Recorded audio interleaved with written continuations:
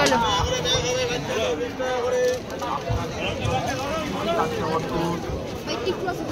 এসো মা। তো চলো আমরা এখন দেখি এখানে কি কি ব্যবস্থা রয়েছে, কেমন কি আয়োজন, সবটা শেয়ার করব। এদিকটা দেখো মা, এদিকে এসো। এই দেখো ঠাকুরের ছবি, স্টল,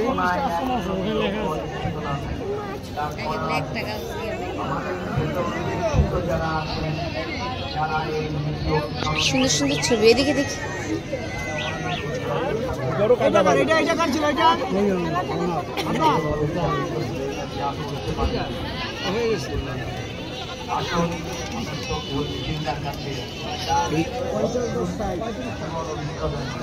চলো।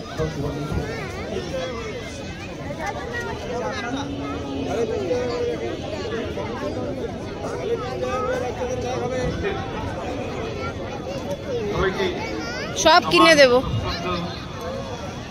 কেন কিনে দেব না? চলো ঘুরে ঘুরে দেখি।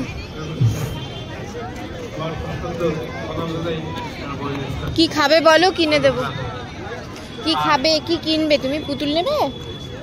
দেব।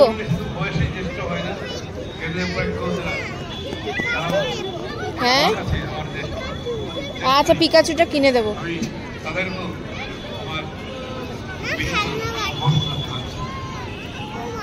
কিনে দেব তো। ভোগ খাবে, প্রসাদ খাবে?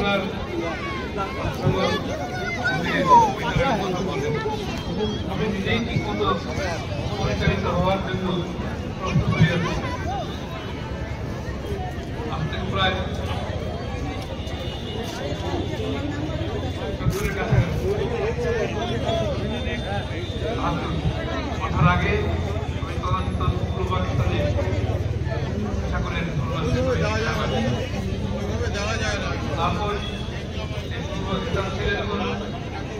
তারপর পাই আমার দ্বিতীয় আবাসস্থল। সেখানে সে কর্মীদের সঙ্গে পরিচয় ঘটে। তারা প্রায়ই এখন কেউ নেই।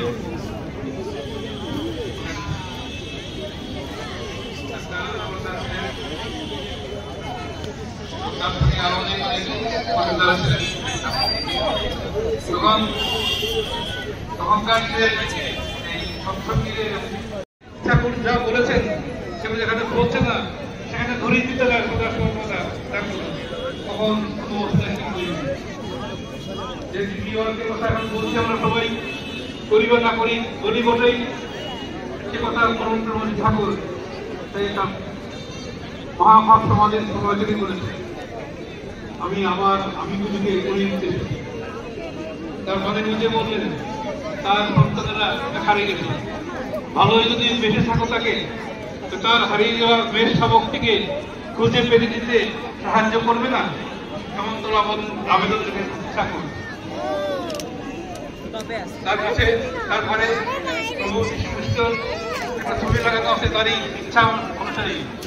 সেখানে নিজের হাতে একটা লাঠি, তার ঘাড়ে একটা বেশ শাবক, যে পথ ছাড়া কাটতে পারে না। বড়দের দল থেকে দল ছুট হয়ে গেছে। প্রভু যীশু খ্রিস্ট এই বেশ শাবক তার ঘাড়ে করে তার পথ চলার সাহায্যের জন্য অন্যকে দেখাবার জন্য ঠাকুর সেই ছবিটা তার খুব ভালো লাগে বললেন। কারণ সে এই কাজ করেন।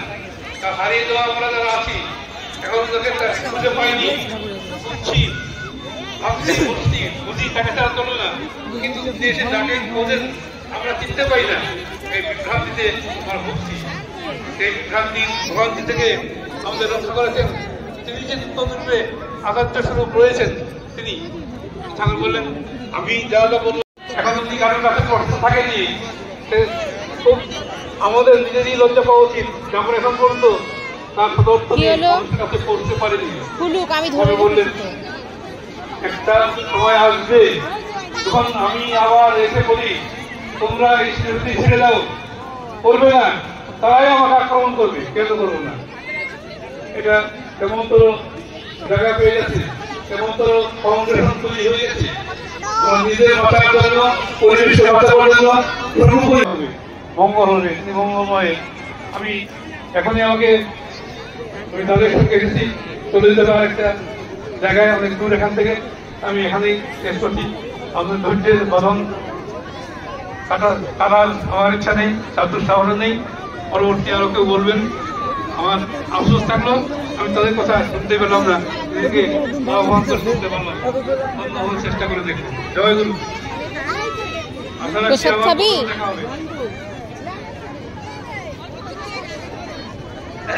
এতক্ষণ আপনারা প্রবীণ সভাপতির ত্রিপুরা থেকে আগত শ্রদ্ধ নিখিলদার কাছ থেকে ইষ্টভূতি নিয়ে এই মঞ্চে অনেক কথা হলো। আজকে ইষ্টভূতির যে বাণীটা আপনাদের সামনে বলতে যাচ্ছি ঠাকুরের, এটা শুনলে পরে আমার মনে হয় না যে ইষ্টভূতির ডিফল্টার বলে আর কেউ থাকবে। ঠাকুর বললেন, তোমার জীবন সমুদ্রে বা এই হওয়ার সমুদ্রে ইষ্টভৃতি প্রবাল দ্বীপ স্বরূপ, যার ওপর দাঁড়িয়ে সপারিপার্শ্বিক তোমার জীবন ও জগৎকে অনন্তর ভাবে বিনায়িত করতে পারো, যাতে ওই প্রবাল দ্বীপ প্রকৃষ্ট ব্যাপ্তিতে বিরাট হয়ে উঠতে পারে। ইষ্টানুগ অনুচলন তৎপর হয়ে তদনুগ আত্মবিনায়নানি।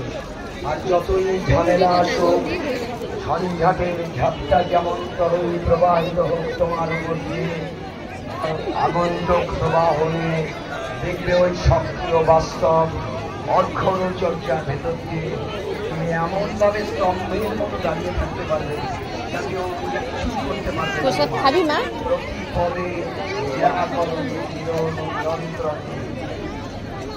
প্রসাদ নিয়ে আসি, চল। আর দেখবে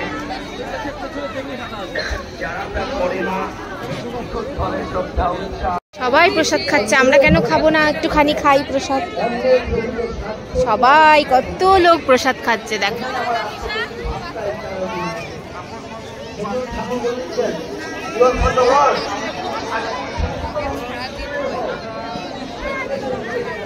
খুলে দাও, গরম লাগছে।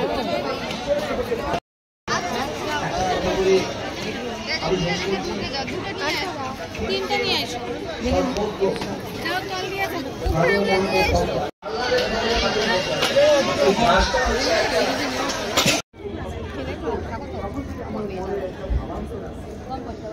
একটু খাও, একটু টেস্ট করো, ঝাল নেই।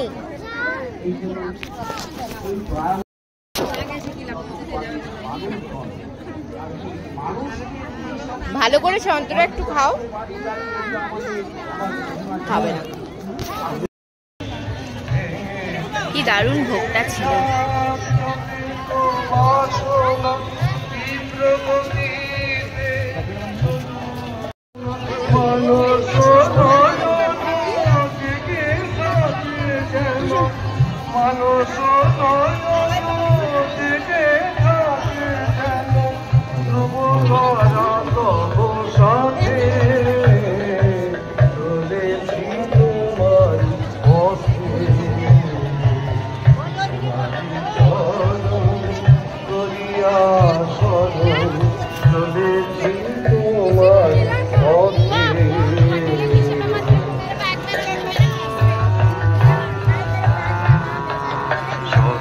পদাঘাত সহিয়াব আসিয়াছি পিতা তব সমক্ষে, শত পদাঘাত সহিয়াব।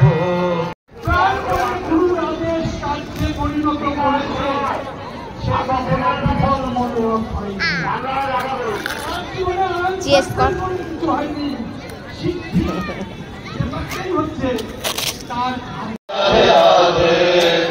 কৃষ্ণ গোবিন্দ গোবিন্দ বলুরে, জয় রাধে রাধে কৃষ্ণ কৃষ্ণ গোবিন্দ গোবিন্দ বলুরে, জয় রাধে কৃষ্ণ কৃষ্ণ গোবিন্দ গোবিন্দ বলুরে, রাধে গোবিন্দ গোবিন্দ গোবিন্দ গোবিন্দ গোবিন্দ গোবিন্দ গোবিন্দ গোবিন্দ বলে সদা করে, রাধে গোবিন্দ গোবিন্দ গোবিন্দ গোবিন্দ গোবিন্দ বলে সদা করে, জয় রাধে রাধে কৃষ্ণ কৃষ্ণ গোবিন্দ গোবিন্দ বলে, জয় রাধে রাধে